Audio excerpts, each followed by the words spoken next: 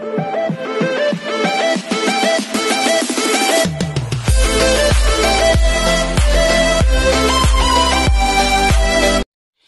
everyone, this is Kija Vlogs, si Filipino reactor based here in Kingdom of Saudi Arabia, and welcome back to my channel. Agad-agad gawa natin reaction video. Ang Barda compilation because why not? Atake tayo for today's video at marami talagang nag-react na naman kahapon sa mga reaction videos natin and everything. Na kailangan talaga natin basahin ang mga comments and kailangan natin i-explain na naman and himay-himayin for today's video. Sabihin na naman nila, KJ, bakit ba sila nagmamatter sa'yo? Bakit ba nagmamatter ang kanilang mga opinion sa'yo? Kasi mahina silang nilalang mga mami. Mahina silang nilalang. Kailangan talaga natin ipaglaban kung anong tama. Hindi porket natahimik ka, is ano na, pinagbibigyan. Kasi ganito yun eh. Katulad ng ginagawa nila kay Ginoo. Hindi porket natahimik si Ginoo, is, alam mo yung, gets mo ba yun, yung tipong porket tahimik si Ginoo? Kung ano nilang binabato nila, hindi sila actually sabi ko na to eh, nasabi ko na to sa reaction video ko na nakaraan eh. Ang sabi ko talaga, hindi nila mabira si Barbie kasi si Barbie talaga direct to the point. Nagsasalita talaga siya.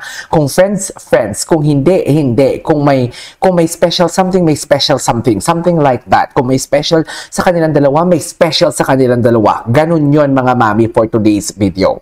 Okay? Naintindihan nyo ba yon? Kaya hindi ako tumatahimik. Tsaka ano to, sila lang pwedeng gumamit ng mga content ni na Sir Pickles. Si Sir Pickles lang, si Madam Pickles lang and Barda United palagi ang kanilang ginagawang content. Ako hindi nila pwedeng gawang content. Bakit? At sila hindi natin sila pwedeng gawang content. Bakit?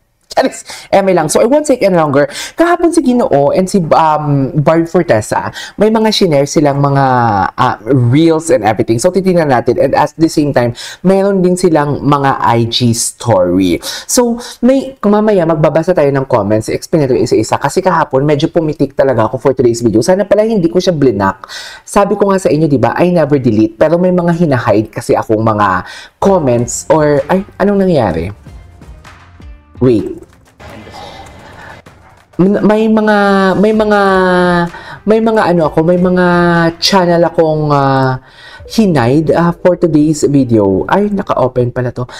May mga channel akong hinide for today's video para hindi na maapektuhan or hindi na what do you call this, kung may makabasa man ng mga pro-barda. Kasi aminin ninyo yan. Kahit sabihin mong makabarda kayo, pro-barda kayo, hindi kayo nababothered, umiinit ang ulo nyo sa mga nababasa nyo for today's video. Aminin nyo yan, sagutin nyo yan, i-press one nyo yan. Kahit sabihin nyo hindi nagmamatter, umiinit talaga ang ulo nyo, maaapektuhan talaga yung mental health nyo. Charis, diba? Maapektuhan talaga ang mental health nyo for today's video. Kaya, hayaan nyo nang ako ang pumuksa sa kanila. Huwag nyo na silang sagutin kasi alam nyo bakit? Pag sinasagot nyo yan sila, mang-aasaw din yan sila lalo sa inyo. Katulad ng ginagawa ko. Diba? Sagot sila ng sagot, or sagot sila ng sagot and everything. Inaasal ko pa din sila lalo, 'di ba? Pero hayaan na natin 'yon. Ako nang balang pumuksa sa kanila. And wait lang, may chika ko sa inyo. Nag-face reveal na pala ang paborito nyong fake news peddler. Charis! Nag-face reveal na pala siya for today's video. Hindi naman pala maikli ang buhok niya. Pero malapit na. Charis! Nauna lang yung kilay for today's video. Hindi makaya. Nauna lang yung kilay for today's video. Parang ano siya, ang itawag natin sa kanya si PG. Hindi naman PG na PG talaga. Pa-baby girl. Alam mo yung si pa-baby girl natin, kami ang mga pa-baby girl. Ganon. Yung isang bata doon, walang kilay. Dear, para siyang ganun. Ano? Oo, totoo nga. Hindi ko siya kinukutsa. I'm just telling the truth, nothing but the truth. At least totoong sinasabi ko. Unlike sa kanya na nagsispread siya ng negativity tapos hindi naman totoo. May mga pinapalabas na naman silang bagong issue. May mga couple. Bakit kaya ganun, no? Ako lang ba? Or kayo din? Bakit tuwing lumalabas sila, may pinapalabas silang photo? Iba-iba yung itsura. Iba yung itsura sa Siargao, iba yung itsura sa basketball, iba yung itsura ngayon sa sinasabi nilang couple cup. Iba-iba talaga, mami. Ako lang ba? O kayo din? Basta iba talaga yung itsura eh. May similarity, pero iba. Alam mo yung parang after 5 years na, alam mo yung parang lumipas ang panahon. Basta, hindi ko ma-explain, pero paiba-iba talaga siya for today's video. Sa totoo lang, paiba-iba talaga siya. So ngayon, gagawa natin ng reaction video. Ang mga IG story and Instagram na naman, dito muna tayo magsisimula. Tapos magbabasa tayo ng mga comments. Mangpupuksa tayo. Himay-himayin na naman natin kung ano na naman yung kinokontra nila sa atin for today's video. Tapos magkikilig-kiligan tayo. Gets niyo ba yan? So without further ado, let's all watch this. Gusto kong panoorin ulit yung mga nasa float, si Ginoo. Gusto kong panoorin ulit yon, yung mga nasa PMPC sila. Panoorin ulit natin. Gawa natin ng action video. I-compare natin yung mga nang nakaraan nila. Compare sa ngayon na panahon. Kung kamusta naman. Di ba? Kung kamusta naman, i-press 1 yung kung agree kayo sa akin. Anyways. Ano na naman, Alec Bovic? Kasi ang tapang mo, anak. Mabuti ka, anak. Ay. Mabuti talaga kami. Hindi kami nagsaspread ng negativity. Grabe si Barbie, pigil na pigil, no? Ay, ito na nga, nag-post siya na si Taylor Swift daw ikakasal na. So, ikaw Barbie, kailan? Pero, hindi na. Oh, Best Primetime Series, I couldn't agree more. Deserve naman kasi talaga, hello? Deserve naman kasi talaga. Kahit yung mga lihim ni Urduha, ang ganda nun, napanood nyo ba yun? Sanya Lopez. Deserve naman kasi talaga. Basta GMA talaga, iba. Iba ang GMA gumawa ng pati yung mga color grading nila and everything, iba ang GMA story. Anyways, ito, panoorin natin to. Tapos syempre si Ginoo, papanoorin din natin. Tapang mo, anak. Mabuti ka, anak. Mabuti talaga kami. Tapang. Ganun talaga. Matapang talaga. Lalo na kung nasa tama kami, Alec Bovic. Naiintindihan mo ba yon, Alec Bovic? Kung nasa tama talaga kami, Alec Bovic, hindi talaga kami, lalo na ako, hindi talaga ako magpapapigil. Sa totoo lang, Alec Bovic, ang galing ni Barbie, oh. Pagmamahal ng ina. Namimiss ko yung mama ko. Parang gusto kong umuwi ngayong birthday ko sa Pilipinas. Alam mo ba yun? Anyways, ano next? Ay, wala masyado. Alam mo, halatang nagtatago for today's video. Halatang nagtatago, mami, wala masyadong story, wala masyadong post and everything. Halatang nagtatago. Knowing Barbie, kahit 3 post yan, wala talaga. Ano ang pinagtataguan ng barda natin for today's video?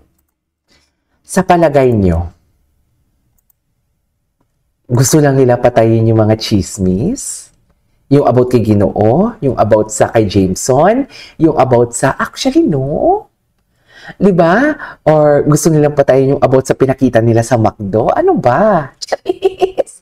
Ano ba talaga? Diba? Ang tanong ng bayan at tanong ng buong bansa. Ano ang pinagtataguan? Wait lang, replyan ko lang to ha. Wait lang.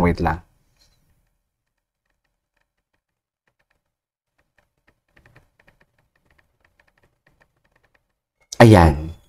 Diba, mapapa-question ka na lang talaga, ano ang pinagtataguan nila? Kasi diba, can you just imagine, tahimik si Barbie, tahimik si David. Kasi may mga issue, Jameson, tapos may isa pa, yung sa Siargao, pero ang lala ng sa Siargao talaga, sa totoo lang.